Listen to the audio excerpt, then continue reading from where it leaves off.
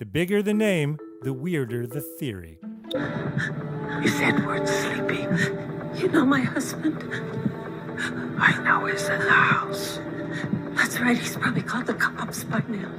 If you stay quiet, I'll explain everything. Sit. And this is the original insane rock and roll conspiracy theory.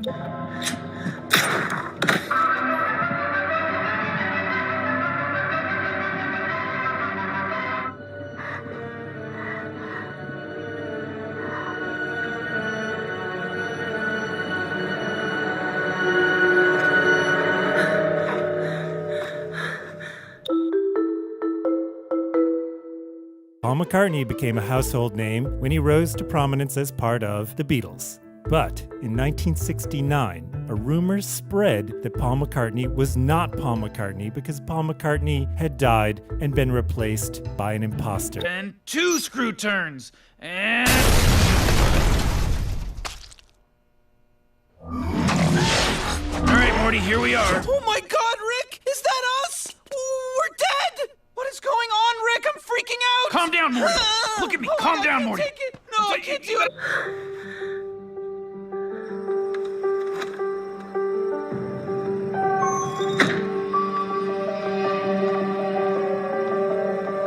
According to the story, Paul McCartney died on November 9th, 1966. November 9th, 1966, after his car skidded off an icy road.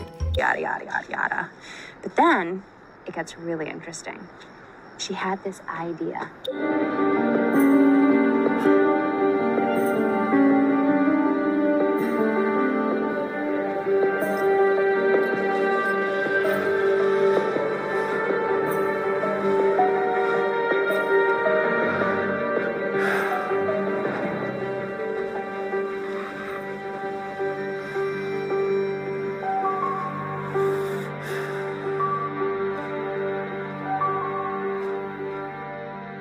Everything okay, honey?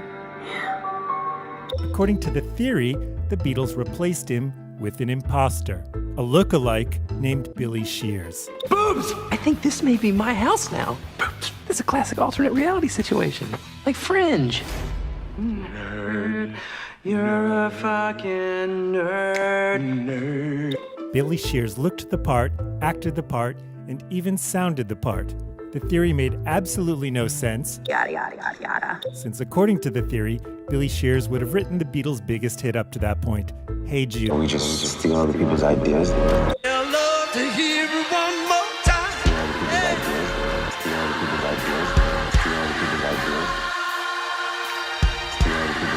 ideas. At the time, Paul McCartney thought this theory was amusing. His official statement was, Well, that was the idea. That was the other part of it, that there was a guy who looked like you taking your place. No, well, this is him. if I were dead, I'd be the last to know. However, crazed Beatles fans kept looking for clues. Seems about right, doesn't it? In the toward the end of the 60s, Crazed Beatles fans kept looking for clues. They found many of them on the cover of Sgt. Pepper's Lonely Hearts Club Band. Supposedly, the front cover depicted a funeral. Paul, on the cover, is wearing a patch that says OPD, which stood for Officially Pronounced Dead.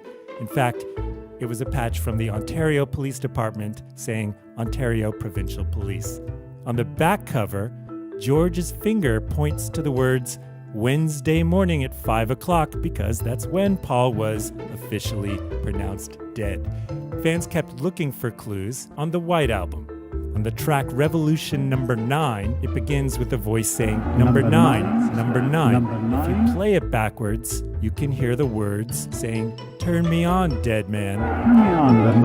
And if you listen to the spot in between I'm So Tired and Blackbird, and you play that backwards, you can supposedly hear John Lennon say, Paul is dead, man, miss him, miss him.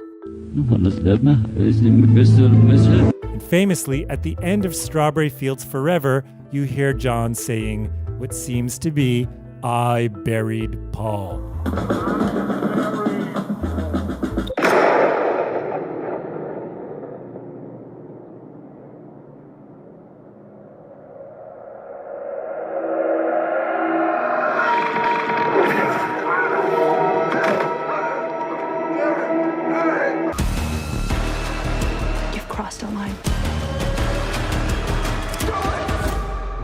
crossed the line. Because it was October 1969 and the Beatles' new record was Abbey Road, that's where people looked most closely for clues. On the cover of Abbey Road, the four Beatles are crossing the street toward their studio. However, people came up with a theory that it's a funeral procession. John is wearing white because he's the preacher. Ringo's dressed in black because he's the undertaker. And George is bringing up the rear, wearing blue jeans because he's the gravedigger. And Paul is wearing black, like the corpse. He's out of step with the others. He's smoking and pointing a cigarette down, and he's barefoot, which was supposedly a sign of mourning in Sicily. Tellingly, a Volkswagen in the background of the photo has the license plate 28 if, because Paul McCartney would be 28 if he were still alive. In fact, Paul McCartney was 27. Well, that was the idea. That was the other part of it, that there was a guy who looked like you taking your place. No, well, this is him. Yeah.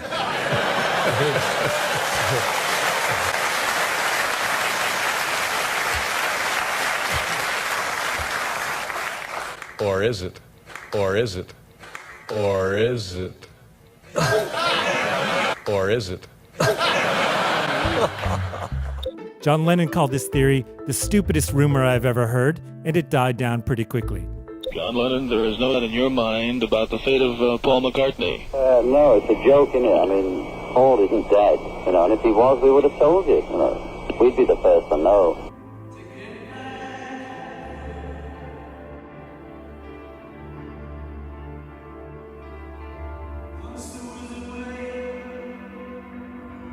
Is your brother Paul McCartney alive? Can I just say that first thing, I don't want to really rip you to shreds, because that would be stupid, because it's not to rip to shreds.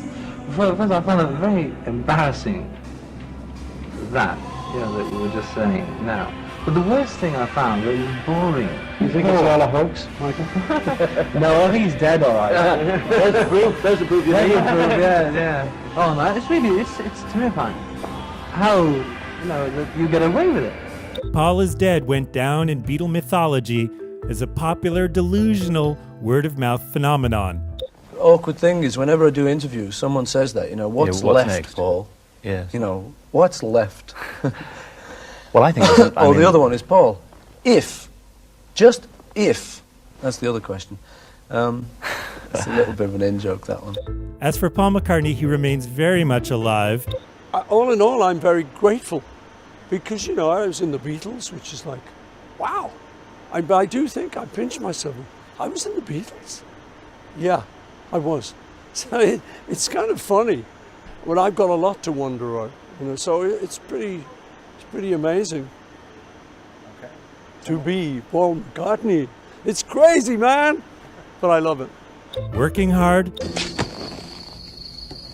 touring hard, writing new songs. Take these broken wings. It's not broken wings. Okay.